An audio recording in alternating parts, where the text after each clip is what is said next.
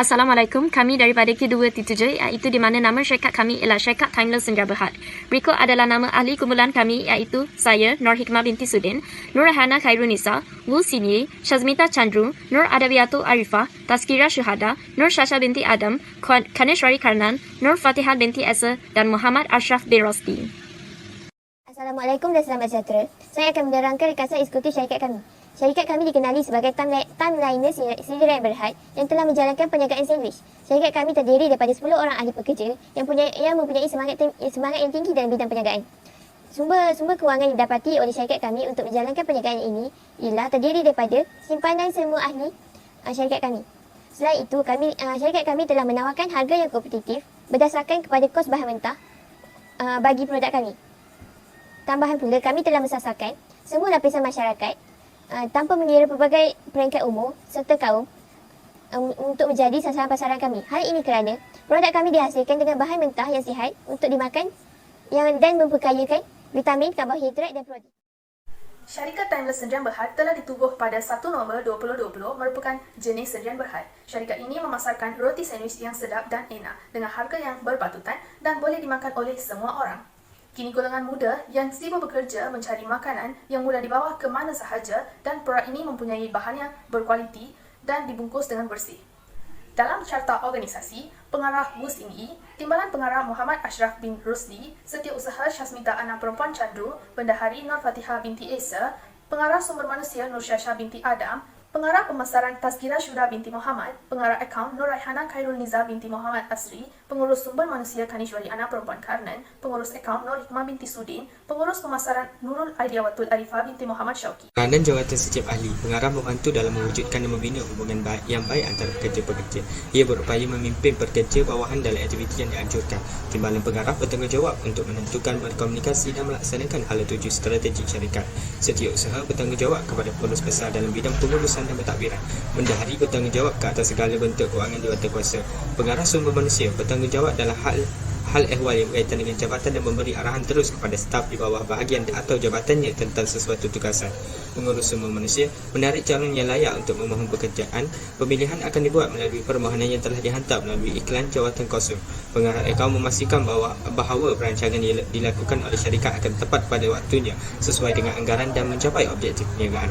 Pengurus akaun memastikan setiap perancangan yang hendak dibuat dapat memaksimumkan keuntungan serta mengawal perbelanjaan luar jangka agar pembaziran dapat dielakkan. Pengarah pemasaran memastikan keperluan dan kehendak pelanggan dalam segmen-segmen pasaran yang sudah dikenal pasti. Pengurus pemasaran memastikan produk dan perkhidmatan yang ditawarkan dapat dipasarkan dan boleh menyaingi pasaran yang sedia ada di luar sana. Syarikat Timeless Senja Berhad menjalankan jenis pemilikan perniagaan Syarikat Senja Berhad. Syarikat ini ditubuhkan tertaluk kepada Akta Pendaftaran Syarikat 1965 dan Akta Syarikat Bintaan 1985. Syarikat Timeless Senja Berhad mempunyai seramai 10 orang pemegang saham. Modal bagi syarikat ini adalah diperolehi daripada penjualan saham kepada ahli syarikat. Pemilik syarikat ini menanggung liabiliti yang terhad, iaitu sekiranya berlaku kerugian ia hanya terhad kepada pelaporan seseorang ahli syarikat itu. Selain itu, Syarikat Senja Berhad dianggotai oleh 2 orang ahli lembaga pengarah bagi menentukan taksar dan maklumat syarikat. Lembaga pengarah yang dilantik ini adalah dipilih oleh pemegang saham semasa mesyuarat agung tahunan. Pembahagian untung dan dividen kepada pemegang saham syarikat Timeless Senja Berhad adalah bergantung kepada keuntungan syarikat itu. Penyata kewangan syarikat kami juga tidak diumumkan kepada orang ramai. Logo syarikat Timeless Senja Berhad adalah seperti paparan berikut. Misi kami pula adalah untuk memastikan produk yang dijual kepada pelanggan adalah berkualiti dan kami dapat menjualnya dengan harga yang patutkan kepada pelanggan kami. Selain untuk memastikan masyarakat mendapat makanan yang sihat, bersih dan berkhasiat. Seterusnya, kami juga ingin membantu negara Malaysia untuk memajukan industri makanan. Visi kami adalah untuk menjadi sebuah syarikat yang progresif dan maju dalam sektor makanan dan menjadikan perkhidmatan terbaik melalui inovasi, nilai dan kualiti. Bagi perincian produk pula, syarikat Timeless Senja Berhad menjual 3 jenis produk yang utama iaitu roti sandwich telur yang berharga RM2, roti sandwich sardin yang berharga RM2.50 dan roti sandwich daging burger yang berharga RM2.50. Baiklah, roti sandwich ini boleh dikategorikan sebagai snack ataupun hidangan sampingan selain daripada hidangan utama. Roti sandwich ini diperbuat daripada gabungan antara roti, sayur-sayuran dan inti iaitu telur, daging burger dan sardin.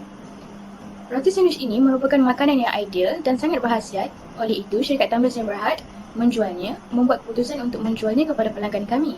Roti yang dipilih adalah roti yang segar dan berkualiti tinggi.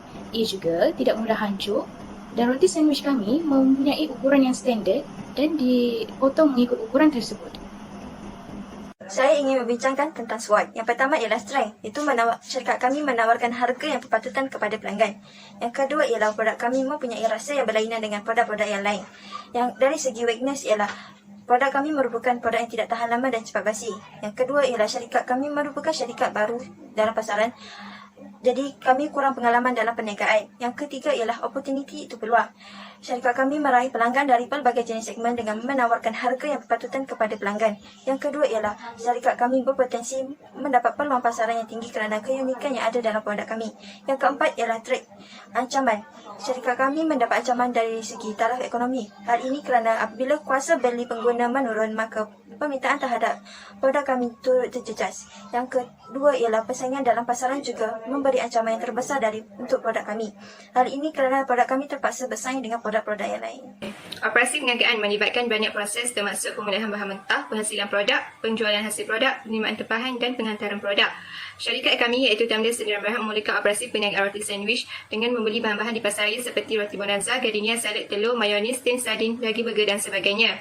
Kami mengeluarkan modal sebanyak RM54.85 seorang bagi setiap pembelian dibuat. Syarikat kami mendapat sambutan yang hangat daripada pelanggan semasa menjual produk makanan kami iaitu roti sandwich. Seterusnya, setiap ahli syarikat perlu membuat sandwich tersebut masing-masing kerana sandwich kami tidak boleh dipuskan ke luar negeri. Oleh itu, ahli syarikat kami yang berasal dari pelbagai negeri menawarkan perkhidmatan penghantaran ke rumah pelanggan masing-masing dan terdapat ahli syarikat kami yang menjual roti sandwich di gerai-gerai berdekatan rumah masing-masing. Bagi proses pemasaran dan promosi pula, kami telah menggunakan 3 teknik, iaitu teknik teaser, soft sell dan hard sell. Teaser merupakan teknik mengusik atau memberi gambaran kepada pelanggan tentang produk yang mereka akan perolehi.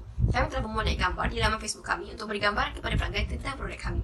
Seterusnya adalah soft sell. Soft sell adalah teknik berkongsi maklumat ataupun ilmu pengetahuan tentang produk kami. Kami telah menggunakan kaedah penceritaan di mana kami telah memuat naik gambar serta ayat yang menceritakan maklumat tentang produk kami dengan lebih terperinci. Akhir sekali adalah teknik hard sell. Hard sell merupakan teknik yang penting kerana ia merupakan teknik berterusan untuk memberi galakan dan menarik minat pelanggan untuk mendapatkan produk kami. Kami telah menggunakan kaedah terus serta harga dan cara beli. Menerusi kaedah ini, pelanggan dapat mengetahui harga serta cara untuk mendapatkan produk kami. Seterusnya adalah maklum balas. Secara keseluruhan, kami telah menerima maklum balas yang positif bagi pelanggan. Duit yang dibelanjakan untuk membeli produk kami amatlah berpatutan dari segi harga serta kualitinya. Ini ialah penyata aliran tunai syarikat kami di mana ia menunjukkan tempoh selama 4 minggu perniagaan sandwich kami. Di kolom jumlah, penyata aliran tunai ini menunjukkan angka bernilai positif iaitu di mana merupakan lebihan sebanyak 2,847. Lebihan ini menunjukkan bahawa pendapatan syarikat kami adalah lebih besar daripada perbelanjaan. Dan dengan ini, kami dapat menjangka bahawa syarikat kami berupaya untuk meneruskan lagi perniagaan di masa hadapan. Seterusnya pula ialah untung rugi perniagaan sandwich kami di mana ia ditunjukkan melalui penyata pendapatan dan untung rugi. Kami dapati bahawa syarikat kami mendapat untung bersih sebanyak 2,247 daripada penjualan sandwich. Selain itu, daripada keseluruhan jumlah untung yang kami peroleh, untung syarikat kami dibahagikan kepada setiap ahli mengikut jumlah jualan masing-masing, seperti yang dipaparkan di slide ini. Perniagaan ini telah mengajar kami bagaimana untuk merancang, mengagikan tugasan, membuat bajet yang sesuai bagi setiap produk jualan kami dan juga bagaimana untuk menjayakan perniagaan ini. Kami dapat menimba pengalaman menyeronokkan iaitu dengan kerjasama sesama ahli kumpulan kami. Selain kami dapat menimba ilmu bersama-sama tentang bagaimana cara untuk merekodkan jualan kami di dalam e-komersi. Pengalaman yang tidak menyeronokkan apabila kami menjalankan perniagaan, terdapat segelintir pelanggan yang membatalkan pesanan di saat akhir. Selain itu, kami menghadapi pelbagai cabaran semasa membuat penghantaran pesanan seperti masalah pengangkutan, masalah kewangan dan sebagainya. Perkara yang perlu dibaca oleh Tumbler Sdn Bhd adalah dengan pengurusan perniagaan sandwich yang kami jalankan tersebut, ahli sepatutnya lebih peka dengan kualiti sandwich dan kualiti perkhidmatan yang kami berikan kepada pelanggan. Selain itu, kami boleh berdaftar dengan Foodpanda dan GrabFood untuk mengatasi masalah pengangkutan dan juga menggunakan kaedah pembayaran secara e-wallet dan online banking bagi mengatasi masalah kewangan.